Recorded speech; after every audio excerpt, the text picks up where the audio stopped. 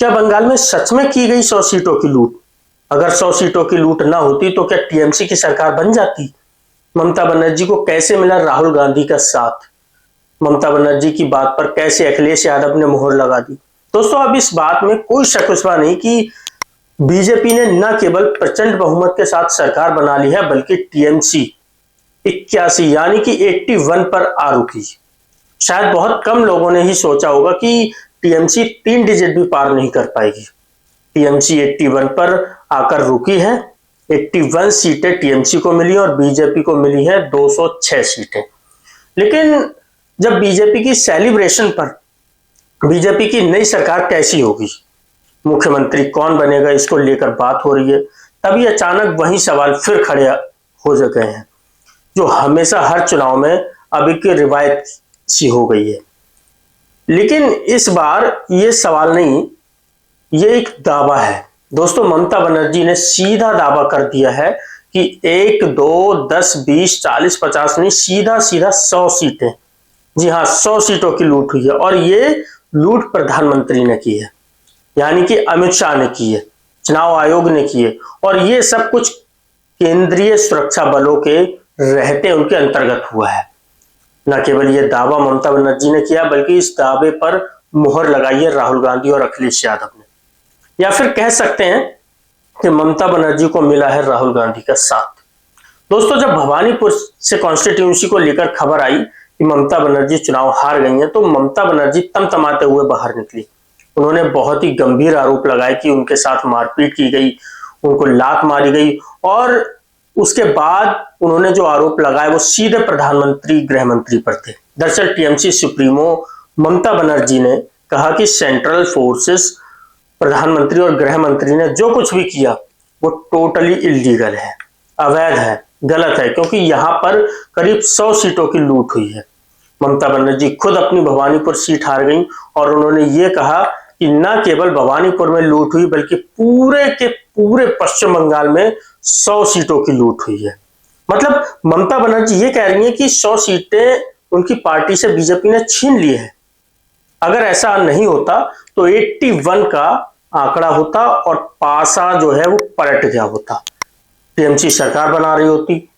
जब ममता बनर्जी ने ये बात बोली तो उन्होंने ये भी बोला, लूट लूट लूट मचा रखी है। दोस्तों, ममता बनर्जी की जो पूरा वीडियो था, उनकी बोलती हुई बात थी, वहां पर सारे न्यूज चैनल थे, एएनआई भी था। आप जानते हैं कॉपीराइट का इशू होता है, इसलिए वो वीडियो हम आपको नहीं दिखा सकते। लेकिन इसके बाद ममता बनर्जी का यह दावा जाहिर तौर पर एक प्रश्न चिन्ह तो खड़ा करता ही है कि क्योंकि हमेशा अब लगभग हर चुनाव में वोट चोरी की बात बोली जाती है, लेकिन ऐसा पहली बार हुआ है कि किसी सरकार में एक मुख्यमंत्री जो रही है 3 बार, वो ये कह दें कि मतलब बाकायदा उनके पास आंकड़ा हो, 100 सीटों की लूट हुई है। इस पूरे मुद्दे को लेकर दोस्तों जब वीडियो वायरल हुआ तो राहुल गांधी ने भी ममता बनर्जी को सपोर्ट करते हुए कहा, असम और बंगाल क्लियर केस है, जहां पर बीजेपी ने इलेक्शन कमीशन के सपोर्ट में चुनाव चोरी किया। हम ममता बनर्जी की बात पर अग्री करते हैं, 100 से ज्यादा सीटें बंगाल में चोरी हुई, और ये वही प्लेबुक है जो पहले इस्तेमाल हो चुकी है मध्य प्रदेश में, हरियाणा में, महाराष्ट्र में और लोकसभा चुनाव में 2024 में। चुनाव चोरी, संस्था चोरी, अब और चारा ही क्या है। दोस्तों, राहुल गांधी ने जो बात बोली वो लगातार बोल रहे हैं। राहुल गांधी तो प्रेस कॉन्फ्रेंस भी कर चुके हैं वोट चोरी को लेकर। वो ये बात बता चुके हैं कि कैसे एक आदमी कई जगह वोट डालता है, लेकिन इस बार तो अभूतपूर्व काम हुआ है। पश्चिम बंगाल में एसआईआर जिस तरह से हुआ, उसमें 27 लाख लोगों को मतलब पूरा का पूरा चुनाव प्रक्रिया से अलग कर दिया गया। अब आप सोचिए, 27 लाख लोग पूरे चुनाव को बदल सकते थे, और इन सब में सब मूक दर्शक बने रहे। पॉइंट ये है दोस्तों कि अब ममता बनर्जी कह रही हैं कि न केवल प्रधानमंत्री ने ये किया है, गृह मंत्री ने ये किया है, बल्कि केंद्रीय सुरक्षा बलों की निगरानी में ये सब कुछ किया गया है। और राहुल गांधी कह रहे हैं कि ये सब पुरानी प्लेबुक में किया है। पहले 2024 के लोकसभा चुनाव में ये हुआ, हरियाणा में ये हुआ, महाराष्ट्र में ये हुआ। महाराष्ट्र को लेकर तो राहुल गांधी कई आर्टिकल भी लिख चुके हैं, कई बार बोल भी चुके हैं, प्रेस कॉन्फ्रेंस भी कर चुके हैं। लेकिन पॉइंट यह है कि इस प्लेबुक को बार बार दोहराया जाता है, राहुल गांधी ये कह रहे हैं। अच्छा, दिलचस्प यह है कि पूरे चुनाव में राहुल गांधी और ममता बनर्जी एक दूसरे के खिलाफ लड़ते रहे। बहुत सी ऐसी सीट हैं जहां पर अगर टीएमसी, कांग्रेस और लेफ्ट पार्टी का गठबंधन होता तो शायद हार और जीत का मार्जिन कम हो जाता। हालांकि मैं ये नहीं मानता कि पूरा का पूरा चुनाव पलट जाता, लेकिन आज राहुल गांधी और ममता बनर्जी दोनों एक बात बोल रहे हैं। चुनाव के दौरान इंडिया गठबंधन के नेता एक प्लेटफॉर्म में नहीं आ पाते, ये भी नेताओं को सोचना चाहिए। हालांकि जो ममता बनर्जी बात बोल रही हैं दोस्तों की सीट चोरी की गई, ऐसी एक बात अखिलेश यादव ने भी आज बोली है। देखिए, उन्होंने बहुत इंपॉर्टेंट बात बोली। उनका कहना है कि 2022 के यूपी विधानसभा चुनाव ज्यादातर विधानसभाओं में इसी तरह की लूट हुई जो ममता बनर्जी की सीट भवानीपुर में ममता बनर्जी जीतने का दावा कर रही हैं। अखिलेश यादव कह रहे हैं कि यूपी की जो कन्नौज की विधानसभाएं हैं वो इसकी साक्षी हैं। कन्नौज जो कि यादव परिवार का गढ़ माना जाता है। इसके अलावा अखिलेश यादव ने यह भी कहा कि फर्रुखाबाद 2024 में जो फर्रुखाबाद में लोकसभा चुनाव हुआ था वहां भी ये हुआ था। दोस्तों, फर्रुखाबाद लोकसभा चुनाव को लेकर अखिलेश यादव और उनकी पार्टी की शिकायत कर रही थी कि एंड तक शुरुआत से ही उनका जो कैंडिडेट था वो काफी आगे चल रहा था। उसके बाद ये जो दायरा था वो कम होता गया और फिर जो सर्टिफिकेट है वो जीत का सर्टिफिकेट बीजेपी को दे दिया गया।